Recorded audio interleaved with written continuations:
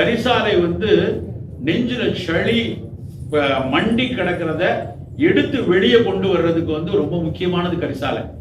ஒரு கரிசாலை தைலம் அப்படின்னு ஒரு பாடல் படிப்போம். தேகரா சச்சுரதம் தில்லிய நேர் நேர் கூட்டி பாகமுறை காய்ச்சி பருகுவார் காகமுனும் சளியை எடுக்கணும் ஒரு பாட்டு உண்டு, முழுசா ஞாபகம் பண்ணிக்குது. தேகராஜன் அப்படின்னா கரிசலாங்கண்ணி, காகமுனும் சளின்னா காக்கா போய் கொத்தி திங்குமா அந்த சளியை நம்ம துப்புனா. அவ்வளவு கட்டியா இருக்கிற அந்த மியூசிலேஜ், சளிங்கிறது என்ன புரோட்டீன் தானே, அது ஒரு புரோட்டீன் நட்டுங்கிறதுனா காக்கா போய் அதை சாப்பிடுது. அவ்வளவு கட்டியா வரக்கூடிய சளியை கூட அந்த கரிசலாங்கண்ணி எடுத்துரும் அப்படிங்கிறான். முசுமுசுக்கை அப்படிதான். முசுமுசுக்கைங்கிறது இலக்கியம் இரு குரங்கின் கை அப்படின்னு சொல்லுவாங்க. உழிங்கை அப்படிங்கிற ஒரு விஷயம் கூட முசுமுசுக்கை தான். அப்படியான அந்த முசுமுசுக்கை ரொம்ப முக்கியம். மெலோத்ரியா மெட்ராஸ் பாட்னா அப்படின்னு பேரு அதனுடைய பொட்டானிக்கல் நேம். அதுவும் சளியை போக்கக்கூடியது. காலை நேரத்துல வர்ற தும்மல் இருக்கு இல்லையா, அது பித்த கபம், வெறும் கபம் கிடையாது.